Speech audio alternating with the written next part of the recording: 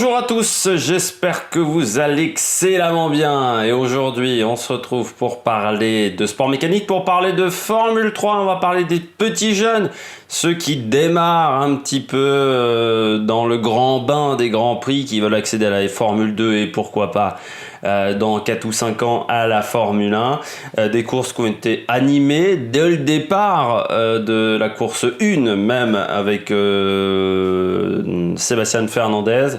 Mais il s'est passé pas mal de choses lors de ce week-end de course et on a découvert des nouvelles pépites qui sont intéressantes, mais on va commencer tout de suite par le bilan des francophones. Alors certes, j'ai laissé comme titre le bilan des Bleus, mais pourquoi le bilan des francophones? C'est qu'on va parler également de Théo Pourchaire, qui certes est français, mais de Clément Novalak, et on va commencer tout de suite par Clément Novalak. Si vous n'avez pas regardé la présentation de la saison Formule 3, c'est très très mal et il faut regarder cette vidéo. Mais pour vous parler un petit peu de Clément Novalak, c'est un pilote qui a débuté en France, qui a une nationalité franco-suisse, comme Romain Grosjean, mais qui court avec une licence britannique et qui a été champion de F3 britannique l'année dernière. Catégorie qui, je rappelle, on a des coques de F4, mais avec des moteurs plus puissants que normalement en F4. Donc c'est une catégorie un petit peu hybride et qui est, je pense, pas une mauvaise préparation pour la F3, et on en parlera plus tard avec notre ami Théo Pourchaire. Clément Novalak, donc pilote qui a 19 ans. Clément Novalak, qui est un... C'est bien 19 ans, j'ai même un doute. Je vais taper ça très rapidement. Donc Clément Novalak, pilote très intéressant, pilote qui a pourtant été en difficulté en qualification, il n'a jamais eu un tour facile, c'est-à-dire que il était rapide, on sentait qu'il était rapide, mais il a fait que le 14e temps, où il a bien 19 ans, il est né en fin d'année 2000. Donc c'est un pilote qui a été plutôt très rapide en qualification, on sentait qu'il avait une bonne voiture, qu'il était vraiment bien, mais il n'a jamais eu un tour facile. C'est-à-dire que dans les 15 premières minutes de qualification, il a un tour vraiment très rapide, très bon temps dans le secteur 1. Il est en amélioration, meilleur temps dans le secteur 2, et il perd la voiture entre le virage dans le gauche-droite, donc entre cette fameuse chicane rapide dont je vous ai parlé avec Mick Schumacher. C'est-à-dire qu'il prend le gauche vraiment bien, et puis à la sortie du gauche, ce qui arrive assez souvent lors du changement de direction, paf, il perd l'arrière, il est obligé d'ouvrir le volant, et il perd pas mal de temps. Et dans les 15 dernières minutes, pareil, il a un tour très très rapide où il est en tête vraiment avec des secteurs pourpres. Le secteur numéro 2 encore pourpre où il est très très rapide, mais il se fait gêner dans le dernier secteur. Donc c'est pour ça qu'il partait que 14e. Malgré tout, il était dans un peloton très intéressant avec des pilotes comme Liam Lawson ou Smoljar, le russe. Donc c'était vraiment pas un problème pour Clément Novalak. 14e, course 1, plutôt performant, voilà, il fait pas d'erreur. Il sécurise la 10e place, qui lui permet en F3 désormais de partir en première ligne pour la course 2. Et il a très bien travailler pour sa course 2, parce que c'est pas toujours facile, surtout pour un pilote qui en est à son premier meeting dans cette catégorie-là, de réussir à gérer la pression de la fameuse course 2. Il est bien parti. Assez vite, il perd la première position. Certains pilotes auraient stressé, auraient perdu le fil de la course, mais lui, il s'inquiète pas, il perd ensuite encore une position avec Beckman, mais il réattaque tout de suite après Beckman avec une manœuvre de déplacement que je vous ai mis en miniature là sur le côté, vraiment très osée mais très intelligente dans ce virage-là. Et puis il a beaucoup bagarré avec David Beckman pendant une grande partie de la course. Les deux étaient l'un contre l'autre.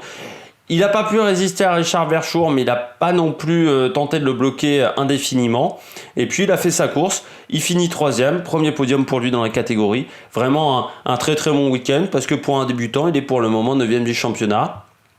Et il est pas mal au classement des débutants, et c'est vraiment bien pour un pilote qui en plus n'est pas vraiment dans la meilleure équipe de cette catégorie. Équipe qui l'année dernière avait été pas mal en difficulté, c'est l'équipe Carlin. Et surtout, contrairement à ses équipiers, lui, il n'est pas soutenu par une filière, que ce soit Red Bull, Renault ou Ferrari. Donc peut-être que ce résultat-là lui a ouvert des places pour la suite de sa carrière dans ces catégories F3, F2. Et pourquoi pas, on espère Formule 1. Et on espère que quand il sera en Formule 1, il aura la licence française, parce que c'est assez surprenant d'avoir une licence britannique alors qu'il est franco-suisse, ou une licence suisse, hein, s'il est... Voilà. Romain Grosjean, par exemple, a longtemps couru avec une licence suisse, parce qu'il était franco-suisse. Et bon, on le dit souvent, mais quand il perd, il est suisse, et quand il gagne, il est français. Du côté des Français, enfin des francophones, on passe à Théo Pourchaire, lui qui est bien français. Week-end difficile pour Théo Pourchaire, qualification assez lointaine, malgré le fait qu'il n'était qu'à 9 dixièmes, mais simplement 20e sur la grille du départ. Après, c'est la F3. Hein. La F3, on sait que les écarts sont vraiment très réduits, surtout sur un circuit aussi court que le Red Bull Ring. Et puis, une course où il remonte un peu, mais ça a été un petit peu difficile pour lui. Il n'avait pas un rythme énorme non plus, Théo Pourchaire. En course 2, à un moment, il était à la 10e place, et puis il a perdu le fil. Après le 10e tour de course, ça a été un peu plus difficile pour lui. Il s'est fait remarquer en plus en passant dans une zone. En fait, il y a eu un accident. Il y a un pilote qui a démonté le polystyrène du panneau DRS, donc ça en a foutu partout. Les pilotes devaient passer par la voie des stands et lui, il s'est retrouvé seul sur la grille de départ, enfin sur la piste principale. Et je pense que ça va lui enlever des points sur son permis FIA et c'est un peu dommageable pour lui. On s'est quand même aperçu avec Théo Pourchaire que je pense qu'aujourd'hui, l'écart de performance entre une F4 et une F3 est vraiment important. Et peut-être que passer par une catégorie intermédiaire n'est peut-être pas une mauvaise idée. Quand je vois son premier week-end de course, c'est-à-dire passer, je ne sais pas, par la F3 régionale, par la Formule Renault Eurocup, par le championnat britannique de F3, c'est peut-être pas une mauvaise solution. Parce que là, c'est vrai qu'on voit que Théo Pourchaire, il y a un gap de performance et qu'il y a beaucoup d'attentes sur lui. En plus, Théo Pourchaire, parce que il est dans l'académie Sauber, il est dans l'académie, il est soutenu par une grande marque de supermarché qui a des mousquetaires. Donc voilà, il y a beaucoup d'attentes autour de Théo Pourchaire et il est dans une équipe également très importante qui est RT Grand Prix, qui est une équipe qui a quand même un historique assez lourd dans les catégories intermédiaires. Donc c'est vrai qu'il y a beaucoup de pression autour de Théo Pourchaire et je me demande si il va réussir à tenir cette pression. C'est une question que je me pose parce qu'il a 17 ans, parce ça reste quand même un pilote qui est jeune, qui est très jeune dans cette catégorie-là. Est-ce qu'il n'est pas arrivé trop tôt en F3 ? Est-ce que cette saison-là va pas être une saison ça va être une saison d'apprentissage, mais est-ce que cette saison d'apprentissage va pas nuire à sa réputation ? C'est des questions qu'on peut se poser pleinement dans le cas de Théo Pourchaire. On passe au pilote au top, on va essayer d'aller assez vite dans cette vidéo F3, de ne pas dépasser le quart d'heure. Oscar Piastri, pilote au top, pourquoi ? Parce que très performant en qualification, 3e, il fait un énorme départ en course 1, il prend la tête de la course tout de suite. Et puis il a fait l'écart tout de suite lors de la première course, c'est-à-dire qu'il prend assez vite 3 secondes, 3 secondes 5, 3 secondes 7 d'avance et ensuite il a géré son avance, il finit avec 1 seconde 8 d'avance sur le deuxième qui est Logan Sargent, qui est pourtant un équipier qui a plus d'expérience que lui parce que Sargent a déjà fait une saison en Formule 3 avec c'était Carlin à l'époque, l'année dernière, du côté de Logan Sargent, qui est un pilote qui veut passer en Formule 1. Du côté d'Oscar Piastri, soutenu par la filière Renault, champion de Formule Eurocup, Formule Renault, soutenu également par Mark Webber. Son agent, c'est Mark Webber. Donc, quand votre agent, c'est Mark Webber, et que l'agent de Mark Webber, je rappelle, était Flavio Briatore. Donc, je pense qu'il a appris quelques combines de la part de Flavio Briatore. C'est qu'on sent que toute une nation est derrière vous. On sent que c'est un pilote qui va être très performant dans les années à venir. Et on a envie de le soutenir parce que c'est rare que Renault aille chez Prema et pas chez RT Grand Prix. Normalement, tous les jeunes pilotes Renault, Christian Lundgaard par exemple l'année dernière en F3, vont chez ART. ce sont les pilotes de la Ferrari, de l'académie Ferrari qui vont chez Prema. Et là, c'est la première fois que je vois un pilote Renault aller chez Prema. Donc je pense que ça a été un choix totalement délibéré de la part de Renault de l'envoyer dans la meilleure équipe possible pour qu'il remporte le titre. En course 2, c'est un peu comme Callum Elliott, il a été un petit peu timoré, il prend un point, c'est bien, mais je l'attendais à ce qu'il prenne un peu plus de risques. Je le voyais par exemple sur Smolyar, il n'a jamais vraiment osé le dépasser, il n'a jamais pris de risque. Alors ça passe pour un premier meeting, malgré tout, on sait qu'il faudra qu'il prenne un peu plus de risques dans les prochaines courses sprint s'il veut être en tête du championnat à la fin de la saison qui est encore assez incertaine. On continue avec Liam Lawson. Pourquoi Liam Lawson ? Parce que pilote de la filière Red Bull, parce que pilote qui doit maintenant marquer des points, le pilote Neo Z, pilote qui a en plus de l'expérience, qui commence à avoir un petit peu d'âge, Liam Lawson également dans cette catégorie. Deuxième du classement général et surtout de résultats. Une 6e place en course 1 mais en partant 12e. Donc quand vous n'avez pas d'abandon devant vous, c'est que voilà, vous avez eu un très bon rythme de course. Et puis en course 2 en tête, voilà, alors qu'il partait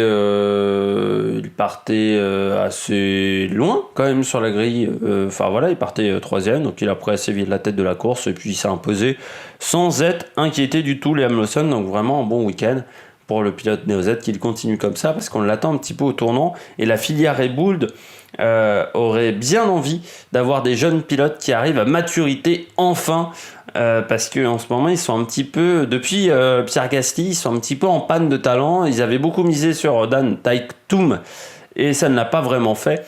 Donc c'est vrai que maintenant Liam Lawson et le deuxième pilote et que ça soit Tsunoda également en F2 et Daruvala, mais je ne sais plus qui est également dans cette filière là chez les jeunes pilotes, j'ai oublié, qui est également soutenu. Il y a Denis Sauger, le norvégien, mais je crois qu'il y en a un autre qui est soutenu également par Red Bull.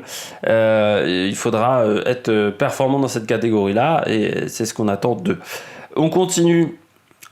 Et on finit avec Alex Perroni, connu bien entendu pour sa cabriole l'année dernière à Monza, connu aussi pour des performances qui n'étaient pas vraiment exceptionnelles l'année dernière en Formule 3 avec Campos. Il poursuit avec Campos et là l'Australien avec sa coiffure de surfeur, ses petits cheveux bouclés, a réussi une magnifique performance déjà en qualification parce qu'il prend une 8e place, ce qui est déjà bien pour un pilote Campos, parce qu'il domine totalement ses équipiers qui ont fini très loin, hein, Sofia Florsch 28 et Deleda il finit 27e, donc voilà, vous voyez l'écart de performance entre les deux pilotes et Alex Perroni, il y a plus d'une seconde. Et puis ensuite en course 1, il remonte jusqu'à la 3e place en faisant une course offensive, en étant à l'attaque et en prenant des risques, mais c'était des risques contrôlés. Donc voilà, en faisant preuve d'autorité et en étant un petit peu comme un vieux briscard. Et puis en course 2, dommage, problème technique pour lui, alors qu'il était vraiment bien parti pour finir en tête du championnat après ce premier meeting. Donc voilà, pilote performant qu'on attend de revoir. Surtout c'est un pilote que j'aime bien parce que c'est un pilote qui n'a pas énormément de moyens, qui a une carrière pas facile. Il est passé par le V2V, le championnat des Gentleman Drivers, avec des formules Eurocup il y a 4-5 ans. Il avait dominé le championnat à l'époque. C'est un pilote qui a peu d'argent. Donc voilà, il n'a jamais été dans des grandes équipes, dans les formules intermédiaires, que ça soit en formule Renault, Eurocup par exemple, il n'était pas dans des grosses équipes, donc c'est toujours difficile quand vous n'êtes pas dans des grosses équipes d'être ultra performant parce que vous n'avez pas forcément les bons ingénieurs et les bons réglages. Donc voilà, c'est un pilote que j'ai envie de voir à l'avant, surtout qu'il a failli ne pas avoir de place cette année en F3. Il a dû faire une cagnotte, vendre son casque de Monza, donc voilà, il y a j'aime bien voilà, ces pilotes qui se battent pour avoir une place en F2 et c'est vrai que ces résultats-là vont peut-être lui permettre d'être soutenu par une académie de jeunes pilotes dans les années à venir. On passe maintenant rapidement au bonnet d'âne. On commence avec Fernandez. C'est un peu comme Guanyu en F2, c'est-à-dire pilote qui réalise la pole position. en course 1. Je rappelle, c'est un pilote espagnol qui court, enfin il court avec une licence espagnole, mais en fait il est colombien, Sébastien Fernandez. Il abandonne dès le départ parce que manœuvre beaucoup trop risquée au départ. Voilà, il rate un peu son départ et au virage 1, il décide de se resserrer. Piastri peut rien faire, il peut pas l'éviter. Il a même eu du chance, Piastri, de pas abîmer sa voiture à ce moment-là. Et puis en course 2, il partait de la dernière place sur la grille de départ. Donc foncièrement, il est remonté jusqu'à la 13e place, mais il pouvait pas faire beaucoup mieux. Donc c'est dommage pour un pilote comme Fernandez de ne prendre que les points de la pole position au classement général. Surtout que je rappelle qu'il est chez ART Grand Prix, donc on attend des pilotes ART, surtout vu leur saison assez moyenne l'année dernière, qu'ils soient aux avant-postes, et pour l'instant ce n'est pas le cas, et donc forcément, vu que c'est le pilote qui a plus d'expérience, on va lui mettre un petit peu la pression, parce que l'année dernière, je crois me rappeler qu'il était chez Campos en F3, donc on va lui demander beaucoup de constance cette année. On passe à Max Futrell, parce que Max Futrell, très décevant, un point simplement, jamais dans le coup de tout le week-end, Max Futrell. C'est très frustrant pour un pilote comme ça, parce que c'est un pilote qui était très performant en F4 et qui depuis a beaucoup de mal dans ces catégories jeunes. Il était un petit peu soutenu, on va pas se mentir, par des gros sponsors. Je pense qu'ils sont en train de le quitter, parce qu'aujourd'hui, c'est vrai que Max Futrell l'année dernière, il a été très mauvais chez ART. C'est-à-dire qu'il a fini derrière Beckman, non, il était devant Beckman, mais il était loin derrière Christian Lundgaard, et on attend de lui beaucoup cette année. Et c'est vrai que prendre un point sur un premier meeting, c'est quand même pas exceptionnel, surtout que c'est un point pris grâce à quelques abandons en course 2. Donc on peut pas dire que ça soit vraiment pris à la régulière totalement. Donc c'est un week-end qui a été difficile, pas beaucoup de rythme, et il a dû prendre beaucoup de risques pour être performant. Et puis on finit avec Matteo Nannini. Alors Matteo Nannini, j'avais dit que c'était le fils d'Alessandro Nannini sur ma vidéo, d'Alessandro Nannini sur ma vidéo présentation. C'est le neveu. Je corrige maintenant. Matteo Nannini d'Alessandro Nannini, qui fête son anniversaire en ce 7 juillet, même si la vidéo va paraître bien plus tard, mais j'enregistre à la suite du débrief F2. Matteo Nannini, un peu jeune, simplement deuxième saison du côté des sports mécaniques, enfin du côté de la monoplace, et on s'aperçoit tout de suite qu'il n'est pas prêt encore. C'est un peu comme Pourchaire, où j'ai un peu des doutes sur sa préparation. Nannini, là j'ai encore plus de doutes, c'est que je suis sûr qu'il n'est pas prêt. Il n'est pas dans la meilleure équipe au monde, il est chez Janzer Motorsport, qui est l'une des équipes qui a le moins de moyens, gérée en F3. Malgré tout, c'est une énorme prise de risque, je trouve, pour un pilote comme ça, d'aller dans ces catégories tout de suite, de vouloir viser la F1 tout de suite. Tout le monde n'est pas Max Verstappen. Max Verstappen en plus avait été soutenu dès le départ par Red Bull. Matteo Nannini, je crois, n'avait pas du tout le même potentiel en karting. Verstappen, il dominait en karting. C'est beaucoup moins le cas de Nannini. Et puis, ça fait un petit peu pilote qui est là parce qu'il a quelqu'un dans la famille qui est très connu. Faut savoir que sa mère est une chanteuse en Italie, qui a même eu un succès en France. Et donc, son oncle est un ancien pilote de F1, vainqueur de Grand Prix en 89 au Japon, après la fameuse manœuvre Ayrton Senna, Alain Prost. Mais bon, on attend mieux de Nannini, et surtout, pour moi, ça fait partie des pilotes qui ne devraient pas être en F3 en étant si jeune. Il a quasiment pas fait de F4, donc il arrive directement en F3 en n'ayant pas fait de F4. C'est presque dangereux, parce que je suis pas sûr qu'il maîtrise la puissance d'une F3, surtout qu'en F4 c'est pas non plus, il a pas réalisé non plus une saison exceptionnelle l'année dernière. Donc j'attends de voir Nannini, mais je pense qu'il va revenir plusieurs fois du côté des pilotes un peu en difficulté, voire peut-être il y aura David Schumacher qui n'a pas réalisé un excellent week-end. J'espère que... pas tout de suite la fin de la vidéo, on regarde les classements. Classement pilote tout de suite à l'écran: Oscar Piastri en tête, devant Liam Lawson, Logan Sargent et Alex Peroni. Vesti, le champion d'F3 régional, est 5e, devant Verschoor, Zandelli et Beckman, 8e. On retrouve ensuite Clément Novalak, Smoliard, Théo Pourchaire est 16e sans avoir pris de points. Donc c'est un peu difficile pour le pilote français. Et puis le classement par équipe, c'est Prema qui domine Pour le classement, pour le moment, ce classement par équipe, en ayant mis lors de la course 1 ces 4 pilotes dans le top 5, on retrouve ensuite Trident, qui est déjà quand même à 35 points de Prema, donc ça risque d'être difficile de battre l'équipe italienne. Et puis on retrouve ensuite Hightech Grand Prix, puis Campos, MP Motorsport, Carlin, et heureusement du côté de Carlin qu'il y a eu Clément Novala qui marque tous les points de l'équipe. On retrouve ensuite ART Grand Prix, week-end un petit peu difficile pour ART, simplement 10 points, et HWA. Restlab, j'ai pas parlé de Jack Hughes, dit Jo Lapoisse en F3 parce qu'il a encore eu un problème mécanique en course 1, et ce mec là c'est vraiment Jo Lapoisse. Jack Hughes, ça ne m'a même pas étonné qui se retrouve à avoir un problème mécanique en course 1, c'est Jo Lapoisse. J'espère que vous avez aimé cette vidéo, n'hésitez pas à réagir dans les commentaires, n'hésitez pas à vous abonner à la chaîne si vous avez aimé cette vidéo. Et puis n'hésitez pas à mettre un pouce bleu non plus. Et puis nous on se retrouve pour de nouvelles aventures sur la Maniac Production. Allez, ciao ciao!